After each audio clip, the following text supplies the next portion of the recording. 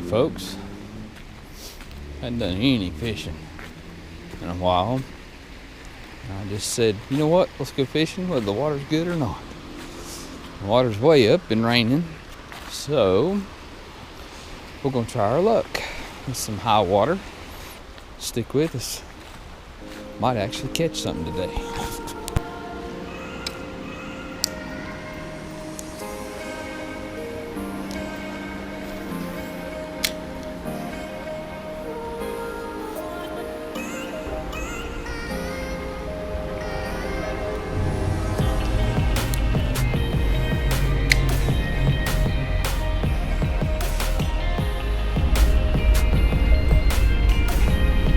Throw one more time and then I'm gonna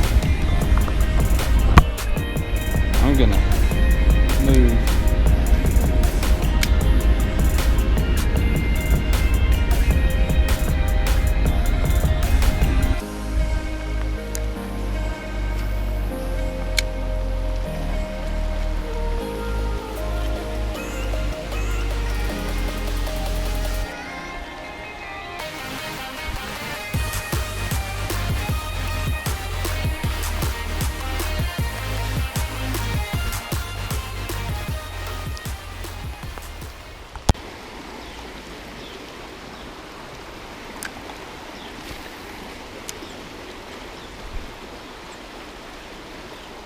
Oh, eating me up.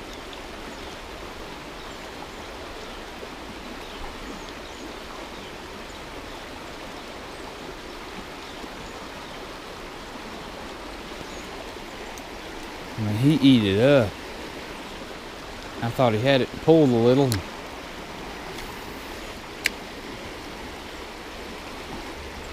And I'm throwing a 1/4 ounce Joe's fly.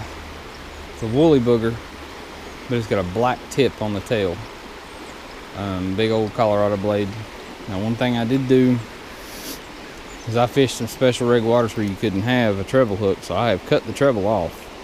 You can see that, but all I've got is just the single hook. So if I'm gonna get several short strikes today because I just don't have the treble on.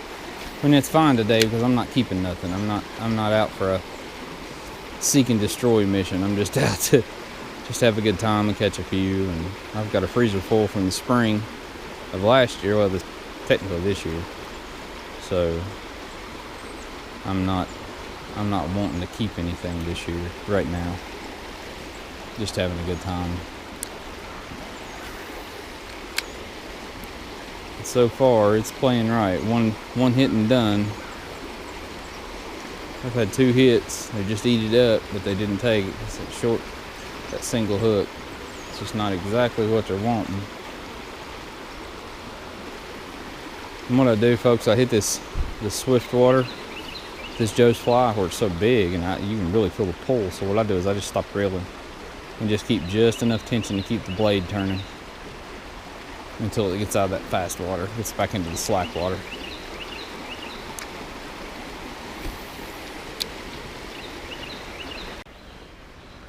I had a brown trout come up and just swipe at it. Man, he was light colored too, where it was so early.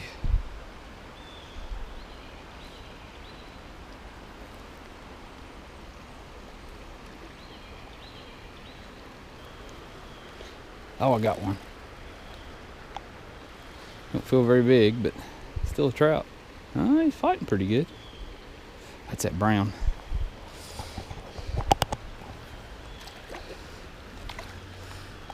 Get down here to him.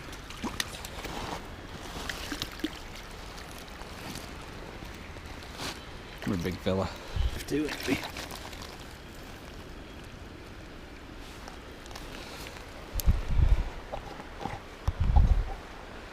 Pretty brown trout. That's the one that was chasing me earlier. Nice. I was hoping he'd be in there. I don't need a meal. All right.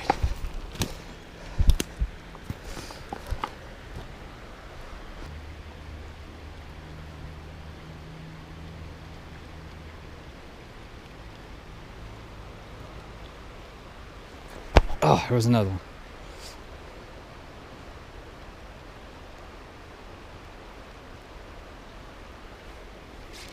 And he come back and got it. About the size of the other one, I think. Another brown. A little more lively.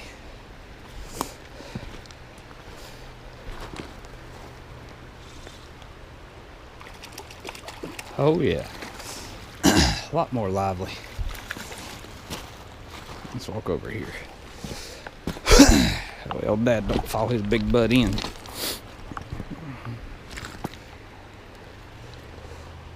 Here's Mr. Brown Trout.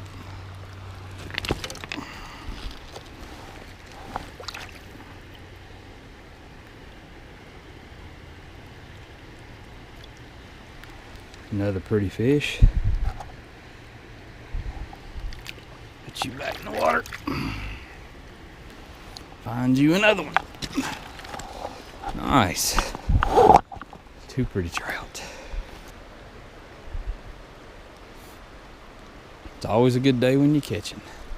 Oh, got a leaf.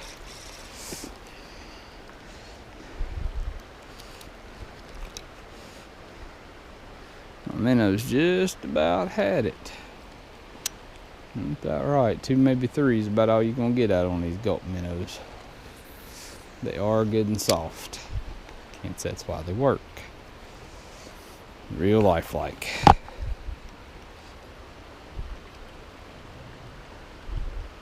There's one little seam right here.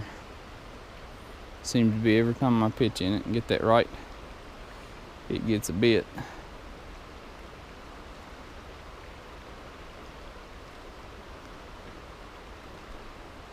Probably a couple laying in it.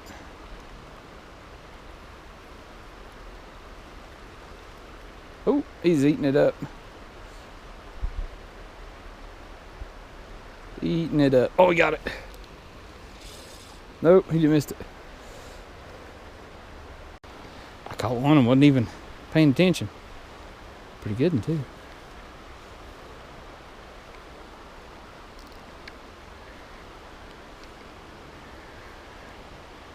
Big old, I can't tell. Must look like a rainbow. Oh, it's brown.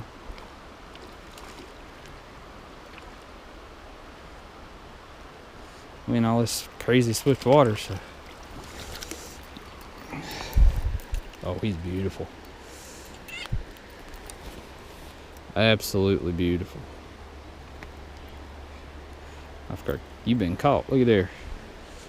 Them colors, folks.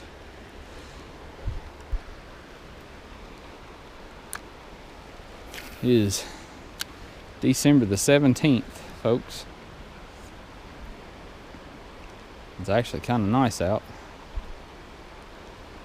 Other than the rain, it was 65 degrees yesterday. And then about a week before that we had snow, so you know, it's part of it this time of year. I've said many times in a lot of my videos and just everybody I know that if you're going to trout fish or any kind of fishing in this kind of weather, bundle up, stay warm. Ain't worth getting pneumonia over.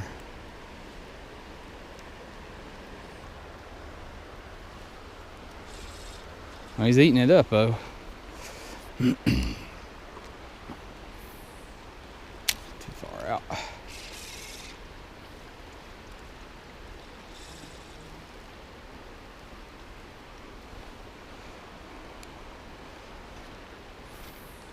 Right there.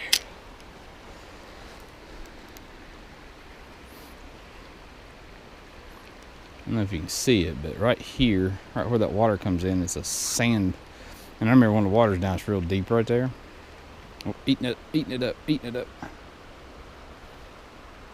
He got it. Ah!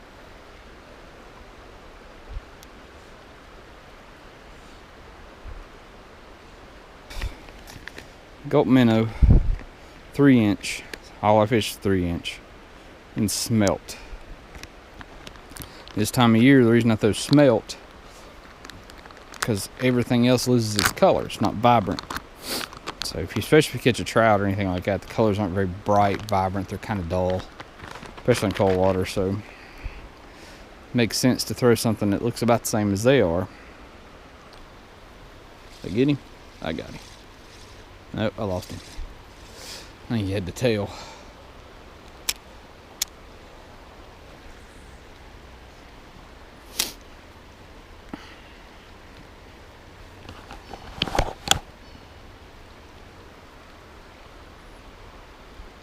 And really, the bite is really subtle, folks. All I'm doing is I'm just letting it drag, and I feel it start bumping it, and I give them, I don't know, several bumps to take it, and then I slightly pull up a reel to see if they've got it. And a couple of them I've gotten too fast.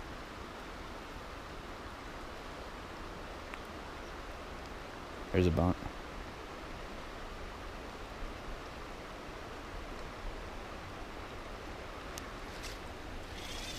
Got him.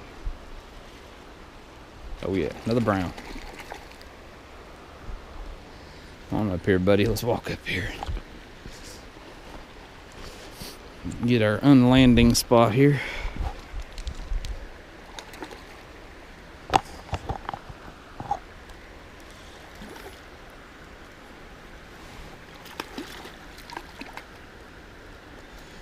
Come on over here, big fella. You sure are pretty faint. You're lucky today I ain't keeping none. We'll throw you away for another day. That 3-inch. He sure made it bleed. I've tried 2.5, man. I ain't gonna lie. I've tried 2.5. And I guess maybe it's because I just like the bigger one.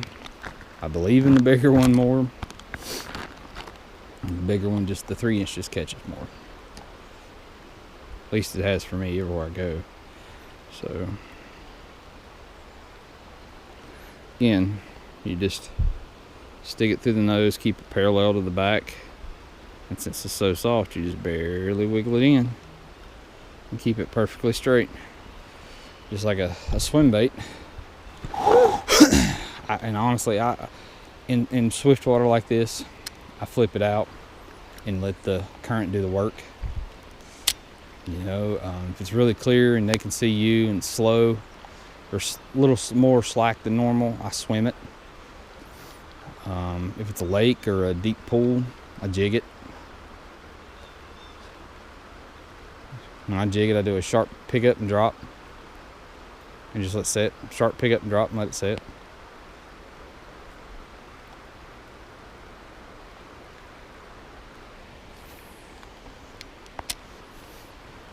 And honestly, the reason I cast way up there is truthfully to give it that more natural presentation, because if it's way up there and it's coming, if they see it way down drifting toward them, they're more apt to bite it than they are if it's just dropped on their head, you know. Sometimes you can do that, sometimes you can't. A lot of it, the stream dictates it, you know. There's a bump.